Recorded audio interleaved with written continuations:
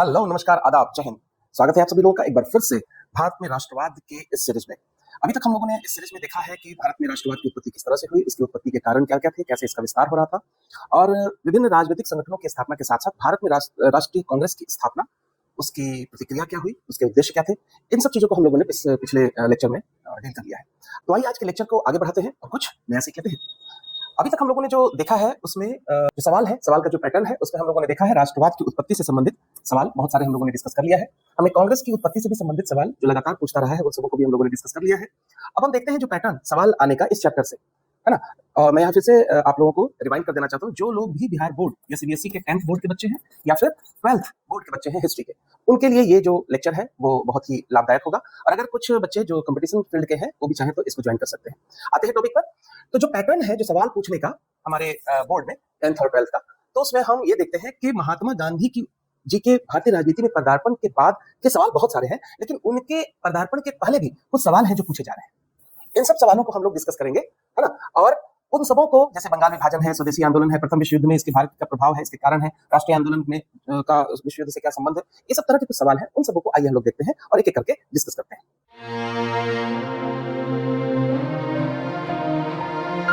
भारत में कांग्रेस की स्थापना से लेकर जो भारतीय राष्ट्रीय आंदोलन और भारत में राष्ट्रवाद का जो कार्यक्रम चलता रहा, उसकी अगर एक अच्छी अवधारणात्मक समझ हम विकसित करना चाहते हैं तो उसको कुछ इस तरह से हम लोगों को देखना होगा।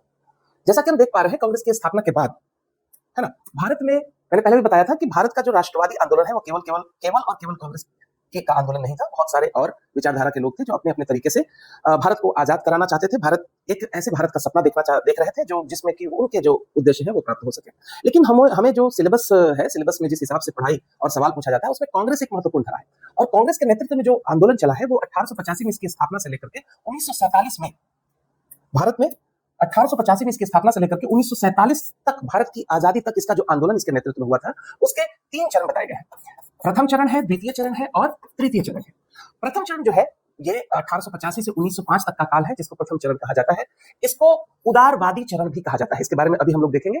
उदारवादी चरण इसको कहा जाता है। इसके जो नेता है वो नरम मिजाज के थे, इनके उद्देश्य बिल्कुल अलग थे। इसको हम लोग अभी देखेंगे इनका उद्देश्य क्या था। दूसरा चरण जो था 1915 से लेकर के 1919 तक, यानी गांधी जी के भारतीय राजनीति में पदार्पण के पहले तक का जो कार्य है उसको द्वितीय चरण या इसको उग्रपंथी चरण कहा जाता है। इसको भी हम लोग डिटेल से देखेंगे। तीसरा चरण जो है वो गांधी जी के भारतीय राजनीति में पदार्पण के बाद एक ऐसा कैरिज्मेटिक पर्सनालिटी भारतीय राजनीति में प्रवेश कर जाता है जिसने भारतीय जो आंदोलन चल रहा था उसको जन आंदोलन का रूप धारण करा दिया, और इसलिए इस पूरे काल को गांधीवादी चरण ही कहा जाता है। बाकी जितने भी आंदोलन थे, जितने भी प्रयास थे, वो सब इनके सामने बौने पड़ जाते हैं। इसलिए इसको तीसरा चरण के तौर पर हम लोग गांधीवादी चरण के तौर पर लेकर के चलते हैं। तो आते हैं पहले चरण को लेकर के चलते हैं हम। पहले चरण में जो हमको दिखाई पड़ रहा है उदारवादी चरण, इसको कहा जाता है उदारवादी चरण।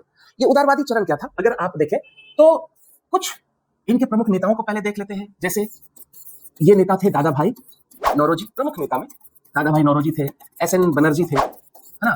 फिर आपके व्योमेश चंद्र चटर्जी थे, है ना, बदरुद्दीन तैयब जी थे, है ना। इस तरह के कुछ नेता हैं। एम जी रानाडे थे, हाँ, ये प्रमुख नेता थे। गोपाल कृष्ण गोखले थे, आप मदन मोहन मालवीय थे, है ना। ये सब कुछ प्रमुख नेता है। ये नेता कौन है? ये नेता असल में नए वो लोग हैं जो पाश्चात्य शिक्षा को ग्रहण करके आए हैं। ये कहा जाए अगर हम कहें तो ये जो प्रथम चरण के उदारवादी लोग हैं, ये पाश्चात्य शिक्षा में शिक्षा ग्रहण किए हुए ये शिक्षित लोग हैं। ये शिक्षित वर्ग के लोग हैं। उस समय जितने शिक्षित वर्ग के लोग थे वो लोग हैं। बहुत इनकी मात्रा बहुत ही कम थी, बहुत कम संख्या में ये थे। इसमें बहुत सारे पत्रकार थे, बहुत सारे वकील थे, बहुत सारे बुद्धिजीवी थे, लेखक थे, और भी जो डॉक्टर थे, वकील थे, वकालत करने वाले थे, इस तरह के लोग थे। ये लोग जो ब्रिटेन में जाकर के पढ़ाई किए थे, भारत में मूल जो प्रारंभिक शिक्षा भारत में, और जो हायर स्टडीज के लिए वो खुद इंग्लैंड या यूरोप के देशों में जाकर के पढ़ने पड़े थे। ये जो वहां पर पढ़ते हैं तो यहाँ पढ़ने के बाद उनके अंदर ये भावना आती है कि जो चीजें हम यूरोप में देख रहे हैं, है ना, यूरोप एक तरह से लोकतंत्र की स्थापना कर रहा है, वहां पर उदारवादी बातें आ रही हैं, वहां पर एक तरह से पूंजीवाद भी आ रहा है ना। फिर वहां पर हमें बहुत सारे ऐसे मूल्य हैं, स्वतंत्रता है, समानता है, बंधुत्व है, व्यस्त मताधिकार है, वोट देने का अधिकार है, शासन है, भागीदारी है, स्वशासन है, बहुत सारी ऐसी चीजें हैं प्रशासन को लेकर के। ये सारी चीजें जो वहां देख रहे हैं, उनकी ये जो नेता हम कह रहे हैं, इन नेताओं की सहज अनुभूति हुई कि इनकी स्थापना भारत में भी होनी चाहिए। भारत में इनकी स्थापना करने का ये प्रयास करते हैं। तो हम देखते क्या है कि ये उदारवादी जो चरण है, इनको उदारवादी क्यों कहा जाता है ना? ये उदारवादी इसलिए कहे जाते हैं क्योंकि इनका जो आंदोलन है ना, ये भारत में जो राष्ट्रवादी आंदोलन जो इनके द्वारा चलाया जा रहा था, ये जो आंदोलन है, इसका उद्देश्य बहुत ही सीमित था। ये कहीं से भी आप देख रहे हैं, जैसा कि मैंने आपको बताया, इनका उद्देश्य था केवल कि ब्रिटिश उपनिवेशवाद के चरित्र को उजागर करना, है ना? ये लोग अपने लेख के माध्यम से, अपनी किताबों के माध्यम से, अपने इसको रजनीकांत दत्त की इंडिया टुडे अगर पढ़ते हैं तो हम देखते हैं क्या कि बहुत ही बेहतरीन तरीके से उन्होंने ये साबित किया है किस तरह से भारतीय जो संसाधन है, उन संसाधनों का किस तरह से दुरुपयोग कर रहे हैं, दोहन कर रहे हैं, और भारत का पैसा ये इंग्लैंड लेकर के जा रहे हैं अंग्रेज लोग। तो ये जो उदारवादी लोग हैं, इनका उद्देश्य था ब्रिटिश उपनिवेशवाद का जो चरित्र है कि किस तरह से भारत का जो संसाधन है, इस संसाधनों का दोहन इंग्लैंड के लोग कर रहे हैं, ये इनका उद्देश्य है। इनका उद्देश्य था कि भारतीय समस्याओं के प्रति ब्रिटेन में एक जनमत तैयार करना है। ये कहीं से भी भारत को एक स्वतंत्र देश बनाने का सपना नहीं देखते, है ना? इनकी जो सहज अनुभूति थी कि ये अंग्रेजों के बहुत अच्छे समर्थक थे। इंग्लैंड में रह करके वो आए थे और वो देखते थे कि भारत तो बहुत पिछड़ा है इसकी तुलना में। इंग्लैंड या यूरोप के देश बहुत ही आगे हैं, बहुत ही उदारवादी हैं, बहुत अच्छी-अच्छी मूल्यों की स्थापना यहाँ हुई है, और वो भारत में अंग्रेजी शासन के समर्थक हैं। ध्यान दीजिएगा, ये जो उदारवादी लोग हैं, ये भारत में अंग्रेजी शासन के समर्थक हैं। ये कहते हैं कि भारत में अंग्रेजों के माध्यम से ही लोकतंत्र की स्थापना हो सकती है। भारत राजा महाराजाओं के शासन में ही नहीं तो निपटा रह जाएगा, इसी में सिमटा हुआ रह जाएगा। ये अंग्रेज ही हैं जो भारत में लोकतंत्र की स्थापना कर सकते हैं। इसलिए ये अंग्रेजों के बहुत बड़े समर्थक हैं और इनका पूरा भरोसा है इनकी न्यायप्रियता पर।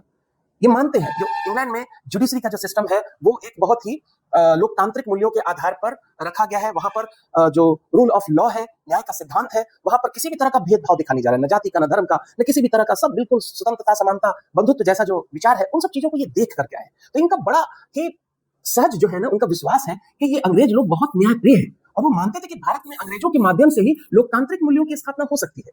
इसलिए इनकी जो सहज अनुभूति थी कि भाई ये कैसे स्थापित होगा। तो असल में भारत में जो अंग्रेज थे, भारत में जो शासन करने वाले थे, ये लोग तो औपनिवेशिक उद्देश्यों को लेकर के यहाँ पर शासन कर रहे थे, लेकिन इंग्लैंड में जो लोग थे, जो जनता थी वहां की, वो भारत के प्रति ऐसा सोच नहीं रखती थी।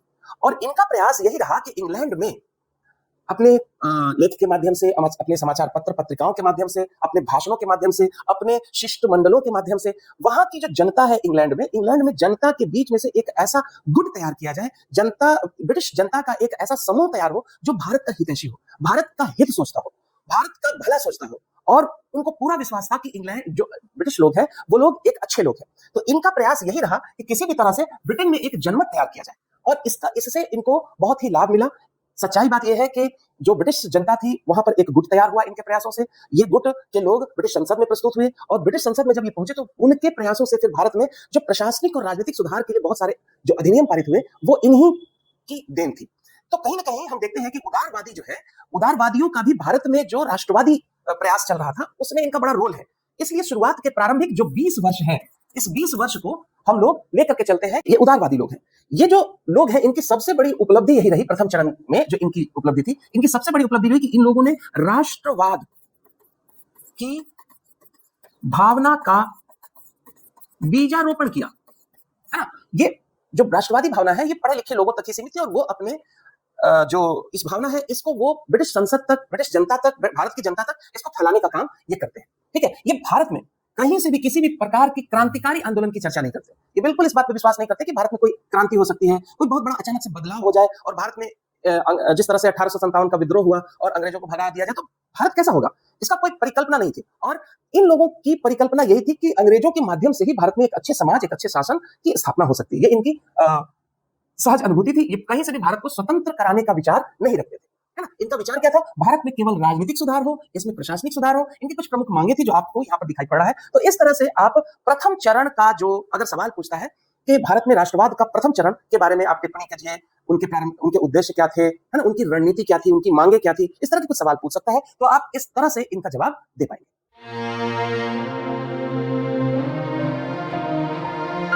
अब देखते क्या है कि जो प्रथम चरण जो चल रहा है 1885 से लेकर के 1905, बहुत ही उदारवादी ढंग से, बहुत ही नरम ढंग से ये भारत के में प्रशासनिक और राजनीतिक सुधार का प्रयास कर रहे हैं, और इसमें इनको सफलता भी मिलती है। यहाँ तक कि 1892 का जो भारत शासन अधिनियम है, इनके प्रयासों से ही भारत में स्थापित होता है। भारत में लोकतांत्रिक मूल्यों की और कुछ स्थापना होती है। ये इनकी बहुत बड़ी उपलब्धि रही। लेकिन ये जो उदारवादी काल है, ये उदारवादी जो चरण है, जो 1885 से 1905 ईस्वी तक का जो काल है, इस काल की जो सबसे बड़ी घटना हुई वो घटना थी बंगाल विभाजन। इस बंगाल विभाजन ने भारत में जो राष्ट्रवादी आंदोलन चल रहा था उसकी इसने प्रकृति ही बदल दी, इसका स्वरूप बिल्कुल बदल दिया। बंगाल विभाजन से कुछ सवाल हम लोगों को लगातार पूछा जाता है, तो बंगाल विभाजन को थोड़ा सा समझना है। देखिए, जो बंगाल है उस समय का ब्रिटिश भारत का सबसे बड़ा प्रांत था। उस समय जो बंगाल था वो उसका सबसे बड़ा प्रांत था। अगर हम देखें कि उस समय कितना बड़ा प्रांत था, तो आप समझ सकते हैं कि आज का बिहार, आज का झारखंड, आज का उड़ीसा, आज का पश्चिम बंगाल, आज का बांग्लादेश, आज का असम का कुछ हिस्सा, हालांकि 1874 में असम अलग हो चुका था, लेकिन असम के कुछ हिस्से भी जो ब्रिटिश बंगाल के का एक हिस्सा थे। एक बहुत बड़ा जो है ये प्रांत था बंगाल। इतना बड़ा जो प्रांत था, ये अंग्रेजों के लिए प्रशासनिक जो उद्देश्य है उसको लेकर के एक चुनौती है। बहुत बड़ा साम्राज्य है, बहुत बड़ा राज्य है, और ये एक प्रशासनिक चुनौती इनका था। इसको लेकर के लगातार गहन अध्ययन प्रयत्न चल रहा था कि किसी तरह से इसको कैसे समस्या का समाधान किया जा सकता है। इस समस्या का समाधान उस बंगाल को विभाजित करने में ढूंढा गया। इसका प्रयास हमको दिखाई पहले भी पड़ता है 1874 में, जैसा कि हमने बताया कि बंगाल से असम के कुछ हिस्से अलग कर दिए गए। वैसे ही इसका प्रयास किया जा रहा था कि बंगाल को विभाजित करके इसका प्रशासनिक जो सुगमता है वो स्थापित किया जाए। लेकिन बंगाल का जो विभाजन हुआ, वो बंगाल का विभाजन एक बिल्कुल कुटिल चाल के तौर पर अंग्रेजों ने किया। उन्होंने बताया कि बंगाल का विभाजन वो प्रशासनिक दृष्टि से कर रहे हैं, है ना। इसका जो उद्देश्य है वो प्रशासनिक उद्देश्य है। इतना बड़ा जो प्रांत है, इतना बड़ा जो प्रोविंस है, इस प्रोविंस को वो संभाल नहीं पा रहे, इसलिए इस पूरे प्रांत को बांटा जाएगा, दो भाग में बांटा जाएगा। उन्होंने क्या किया, उन्होंने इस बंगाल को, इसको मोटा मोटी बंगाल मान लेते हैं, तो इसको उन्होंने मोटा मोटी दो भागों में बांटा, और इस तरह से इसका बंटवारा उन्होंने किया कि एक कहलाया पश्चिमी बंगाल और दूसरा कहलाया पूर्वी बंगाल। हालांकि ये जो बंगाल का विभाजन है, इसका पैटर्न अलग भी हो सकता था, लेकिन इन्होंने चिन्हित इस तरीके से किया कि ऐसे इसका विभाजन किया जाए जिसमें ज्यादातर एक तरफ हिंदू बहुसंख्यक हो जाए और दूसरी तरफ मुस्लिम बहुसंख्यक हो जाए, और दोनों जगह पर जो बहुसंख्यक है उसके खिलाफ अल्पसंख्यकों को लड़वाया जाए। ये इनकी मंशा थी, इनको लड़वाया जाए। मूल रूप से कहा जाए अगर, तो अंग्रेजों ने एक कुटिल चाल चली भारत में राष्ट्रवाद को तोड़ने की। मूल बात क्या है, इसको समझना है। असल में जो उस समय का बंगाल था, देखिए 3 प्रेसिडेंसी थी और तीनों प्रेसिडेंसी अंग्रेजी शासन के डायरेक्ट संपर्क में पहले आई। तो यहीं पर सबसे पहले हमको राष्ट्रवादी जो भावनाएं हैं वो हमको फलीभूत होती हुई दिखाई पड़ती है। इन तीनों प्रेसिडेंसी में सबसे ज्यादा उग्र रूप अगर हमको कहीं दिखाई पड़ता है तो वो बंगाल में दिखाई पड़ता है। अब ये जो बंगाली है, ये जो बंगाली है, इन बंगालियों में जो उग्र राजनीतिक चेतना है, यहां तक कि इनके अंदर कुछ जो क्रांतिकारी चेतना भी आ रही थी, तो इसको तोड़ना ये बहुत जरूरी समझते थे। इसको तोड़ने के तरह तरह के ये उपाय भी लगातार ढूंढ रहे थे, प्रयास कर भी रहे थे, लेकिन इन्होंने एक तरीका निकाला ऐसा कि क्यों ना भारत में ये जो दो प्रमुख समुदाय है, हिंदू और मुस्लिम, दो प्रमुख समुदाय हैं, इनको क्यों ना आपस में लड़ाया जाए। क्योंकि 1857 का जो विद्रोह हुआ था, उस 1857 के विद्रोह में जब एक समय ऐसा लगा था कि अंग्रेजों के पैर उखड़ गए भारत से, है ना, तो उस समय ऐसा हुआ था कि भारत के जो हिंदू और मुस्लिम दोनों शासक, दोनों लोग मिल करके, भारतीयों के द्वारा हिंदू और मुस्लिम दोनों ने कोई भी भेदभाव इस तरह का नहीं था, तो एक सब मिल करके हिंदू मुस्लिम एकता हमको दिखाई पड़ती है, और इस एकता के साथ इन लोगों ने अंग्रेजों के साथ लड़ाई लड़ी थी। भारत में अंग्रेज इसको सबसे बड़ी, यानी भारतीयों की सबसे बड़ी ताकत समझते थे, और भारत को अपने कब्जे में रखने के लिए अंग्रेजों को सबसे बड़ा हथियार ये दिखाई पड़ रहा था कि इस एकता को तोड़ा जाए। इसी का बीजारोपण इन्होंने बंगाल विभाजन से किया। बंगाल का विभाजन इस तरीके से इन लोगों ने किया कि एक तरफ मुस्लिम बहुसंख्यक हो जाए और एक तरफ हिंदू बहुसंख्यक हो जाए, और यहां पर लोकतांत्रिक मूल्यों की स्थापना हो जाए। आप देखेंगे कि 1905 में इन्होंने बंगाल विभाजन किया है, और 1909 में इन्होंने भारतीय शासन अधिनियम 1909 भी पारित कर दिया, जिसको मॉर्लेमेंटो सुधार कहा जाता है। तो इन राज्यों में, इन प्रांतों में फिर लोकतांत्रिक मूल्यों की स्थापना की जाए, और होगा क्या कि जब डेमोक्रेसी होगी, लोकतंत्र होगा, तो जिनको बहुमत होगा वो सरकार में आएंगे, जिनको बहुमत होगा वो सरकार में आएंगे, और जो अल्पमत में होगा वो सरकार में नहीं आ पाएगा और वो हमारा समर्थन करेगा। ये दोनों समुदाय एक तो आपस में लड़ेंगे दो राज्यों में, और दोनों राज्यों के जो अल्पमत वाले अल्पसंख्यक लोग हैं वो लोग हमारे समर्थक बन जाएंगे, हम उनका सपोर्ट करेंगे। तो असल में बंगाल विभाजन के द्वारा अंग्रेजों ने भारत में जो उभरती हुई राजनीतिक चेतना थी, उस राजनीतिक चेतना को तोड़ने और साथ ही साथ भारत में फूट डालो और राज करो की नीति का बीजारोपण करने, और साथ ही साथ भारत के दो प्रमुख समुदायों हिंदुओं और मुसलमानों को आपस में लड़ाने की ये इनकी एक कूटनीति थी। इस कूटनीति के तहत इन्होंने भारत में बंगाल विभाजन किया था। अब इसको आप लोगों को जैसे लिखने के लिए नोट्स भी आपको मिल जा रहा है, तो आप इस तरह से लिख सकते हैं कि बंगाल विभाजन, लॉर्ड कर्जन ने बंगाल विभाजित किया था। इसको प्रशासनिक सुविधा की दृष्टि से बताया था, लेकिन इसका मुख्य कारण क्या था? बंगालियों में जोड़ पकड़ती हुई राजनीतिक चेतना, इसको तोड़ना और भारत के जो दो प्रमुख समुदाय थे, हिंदू और मुस्लिम, इनके बीच में सांप्रदायिक आधार पर दूरियां बढ़ाना। इसका कारण क्या था? तो इनके अंदर राजनीतिक चेतना बहुत ही तेज हो चुकी थी, ये लोग राष्ट्रवादी भावना से ओतप्रोत थे, ये इनके लिए सरदर्द बना हुआ था। इसको आप इन शब्दों में लिख सकते हैं। इसको रोकने के लिए इन्होंने फूट डालो राज करो की नीति का प्रतिपादन किया। जितना बड़ा राज्य था, ये एक समस्या थी, लेकिन संयोग इनके साथ ऐसा हुआ कि ये पूर्वी हिस्सा जो था वो मुस्लिम बहुल था और पश्चिमी हिस्सा जो था वो हिंदू बहुल था। इन दोनों का राजनीतिक फायदा और प्रशासनिक फायदा का हवाला देकर इन लोगों ने तैयार किया यहाँ की जनता को कि इनको बढ़िया से आप इनको लाभ मिलेगा। लेकिन जनता इन चीजों को समझ रही थी, जनता ने इसका विरोध किया। उस समय के जो जितने भी हिंदू हो, मुस्लिम हो, राष्ट्रवादी जो नेता थे, वो इस चीजों को समझ रहे थे और इसका उन्होंने तुरंत फिर विरोध शुरू कर दिया और इसके खिलाफ बंग भंग आंदोलन, यानी बंगाल का विभाजन भंग करने के लिए बंग भंग आंदोलन शुरू हुआ। और इसकी प्रतिक्रिया स्वरूप जब तक तुम नहीं मानोगे तब तक हम फिर स्वदेशी आंदोलन इनके द्वारा प्रारंभ किया गया। मूल बात हम आपको ये बता रहे हैं कि जैसे ही बंगाल विभाजन हुआ, इस बंगाल विभाजन की प्रतिक्रिया हुई, दोनों तरफ के लोग, पूर्वी बंगाल के भी लोग और पश्चिम बंगाल के भी लोग, दोनों बंगाल के लोग इस चीज को समझ रहे थे कि असल में हमारी एकता को तोड़ना चाहते हैं और हमको आपस में लड़ाना चाहते हैं। इसीलिए आप देखेंगे क्या कि राखी दिवस मनाया गया। 2-3 पॉइंट ध्यान रखेंगे कि लगभग 20 जुलाई 1905 को सरकार ने अपनी ये मंशा प्रस्तुत की कि हम बंगाल को विभाजित करने जा रहे हैं इस रूप में।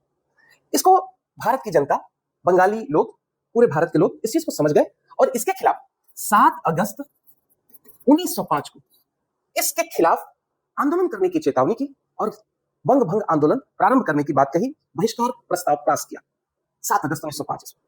फिर हमको एक और याद रखना है, 20 अक्टूबर 1905 तमाम तरह की प्रतिक्रियाओं, विरोध के बावजूद लॉर्ड कर्जन ने 20 अक्टूबर 1905 ईस्वी को बंगाल को विभाजित करने की घोषणा कर दी।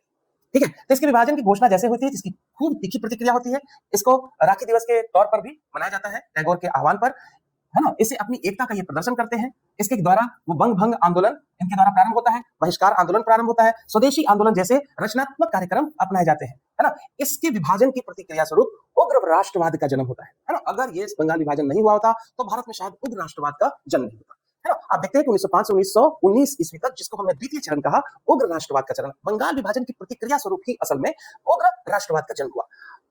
कांग्रेस के अंदर जो नए युवा लोग आ रहे थे, नए गर्म खून वाले जो युवा नेता उभर करके आ रहे थे, वो लोग, ये जो पुराने नरमपंथी लोग हैं, इनसे ये परेशान हो रहे थे कि इनका तरीका बहुत ही गड़बड़ है, ये भिखमंगी कर रहे हैं। इनको ये राजनीतिक भिक्षावृत्ति का नाम देते थे कि ये राजनीतिक तौर पर भीख मांगने का काम करते हैं, ये अंग्रेजों के सामने भीख मांगने से हमको नहीं मिलेगा। इनकी महत्वाकांक्षाएं ज्यादा थी, है ना। ये जो उग्र राष्ट्रवादी हैं, जो युवा हैं, जो कांग्रेस में शामिल हुए हैं, इनकी महत्वाकांक्षाएं ज्यादा है, जबकि जो उदारवादी है उनकी महत्वाकांक्षाएं उतनी है ही नहीं। वो अंग्रेजों के बड़े कट्टर समर्थक हैं और ये लोग अंग्रेजों के विरोधी होते हैं। जो कांग्रेस में नए युवा वर्ग उभर करके आ रहा है, ये अंग्रेजों का विरोधी है। ये अंग्रेजों को कह रहा है कि स्वराज हमारा जन्मसिद्ध अधिकार है, मैं इसे लेकर रहूंगा, है ना। जबकि पहले क्या कर रहे हैं, पहले के जो नेता है वो स्वराज की बात ही नहीं कर रहे हैं, वो कह रहे हैं कि हमको शासन में सिर्फ भागीदार बनाइए, भारत में जो नौकरियां हैं उन नौकरियों में भारतीयों को नौकरी दीजिए, भारत का जो शासन व्यवस्था है उसमें हमको अधिकार दीजिए, भारत में लोकतांत्रिक मूल्यों की स्थापना कीजिए, भारत में विधानसभा जो लेजिस्लेटिव असेंबली है उसमें उसकी स्थापना करिए, उसमें भारतीयों को प्रतिनिधित्व दीजिए, इस तरह की बात कर रहे थे। जबकि ये जब आए, नए जो उग्र नेता आए, तो ये लोग क्या कर रहे हैं, ये कह रहे हैं कि स्वराज हमारा अधिकार है। स्वराज का मतलब क्या है कि हमारे देश का शासन है, इस देश का शासन हम भारतीय करेंगे, आप कौन होते करने वाले। वो लोग बस ये कह रहे हैं कि जिस तरह से आयरलैंड है कि ब्रिटिश साम्राज्य के अधीन है, वहां के राजा के आधार के नाम पर वहां पे शासन होता है, लेकिन आयरलैंड के लोग वहां के आंतरिक शासन के मामलों में पूरी तरह से स्वतंत्र है, उसी तरह से भारत में भी स्वराज की स्थापना होनी चाहिए, हमको भी पूरी तरह से जो शासन करने का पूरा अधिकार मिलना चाहिए। ठीक है, तो हम ये देखते हैं कि इस बंगाल विभाजन के कारण क्या होता है कि एक उग्र राष्ट्रवाद का जन्म होता है ना। बहुत ही उग्र तरीका अपनाना शुरू कर देते हैं और अंग्रेजों के खिलाफ एक आर्थिक राष्ट्रवाद की संकल्पना प्रस्तुत होती है। ध्यान देंगे, ये बहुत ही महत्वपूर्ण है। आर्थिक राष्ट्रवाद की संकल्पना प्रस्तुत होती है। मतलब क्या है इसका?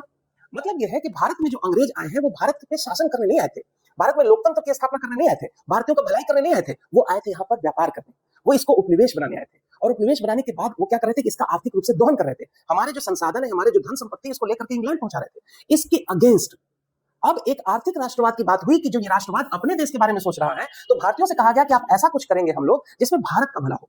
इसमें हमको देखते हैं कि सबसे बड़ी जो उपलब्धि है वो है स्वदेशी आंदोलन।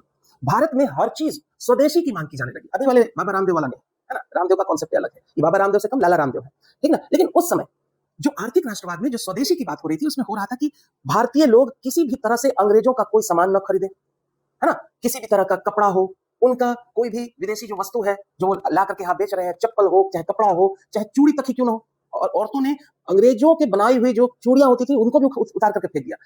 भारतीय जो कपड़े होते थे वो भारतीय जो ब्रिटिश कपड़े पहनते थे उस सब कपड़ों को उन्होंने त्याग दिया। अब भारत में स्वदेशी की बात होने लगी, भारत की अर्थव्यवस्था, भारत की जो ग्रामीण अर्थव्यवस्था हो है उसको फिर से उजागर करने की बात होने लगी, ठीक है। भारत में ऐसी चर्चा होने लगी, ऐसा प्रयास होने लगा कि भारत के जो उद्योग थे, भारत का जो कुटीर उद्योग था उसको फिर से पुनरुत्थान किया जाए, उसको फिर से प्रोत्साहन दिया जाए। भारतीयों के द्वारा केवल विदेशी वस्तु नहीं, विदेशी जितने भी संस्थान थे, यानी अगर हमको किसी तरह की कोई केस मुकदमा का मामला आ गया तो हम अंग्रेजों के पास नहीं जाएंगे। भारतीयों का अपना कचहरी वाला सिस्टम है, पंचायत सरपंच वाला सिस्टम है, उसमें हम उसका समाधान निकालेंगे। भारतीयों ने कहा कि भाई हम विदेशी जो कचहरी है वकालत छोड़ दी उन लोगों ने, है ना, कचहरियों का बहिष्कार कर दिया। जो प्रोफेसर थे, जो शिक्षक थे, उन लोगों ने अपनी नौकरियां छोड़ दी, जो अंग्रेजों की संस्थाएं थी उनके पास। भारत के जो भारतीय जो छात्र थे वो लोग उनके विद्यालयों को भी छोड़ना प्रारंभ कर दिया। तो छोड़ने से फिर क्या होगा, एक तरफ तो बहिष्कार होगा लेकिन उसकी तरफ दूसरी तरफ स्वदेशी भी आया, यानी कि उसके अगेंस्ट में भारत में बहुत सारे उद्योग धंधों की स्थापना शुरू हुई, भारत में शिक्षण संस्थाओं की स्थापना हुई, भारत में बहुत सारे कॉलेज खोले गए, बहुत सारे स्कूल कॉलेज खोले गए, है ना। इस तरह से भारत में एक स्वदेशी आंदोलन एक मूवमेंट के तौर पर स्थापित होता हुआ हमको दिखाई पड़ता है। हम जैसा कि देख पा रहे हैं कि इसके द्वारा इसके स्थान पर स्वदेशी उद्योग की स्थापना हुई, स्वदेशी उत्पाद की बात होने लगी, स्वदेशी शिक्षण संस्थाओं की स्थापना की गई, है ना। इस प्रकार से जो बंगाल विभाजन है इसकी प्रतिक्रिया स्वरूप भारत में जो राष्ट्रवाद है उसमें तो उग्र रूप हमको दिखाई पड़ता ही है, लेकिन साथ ही साथ हमको उस समय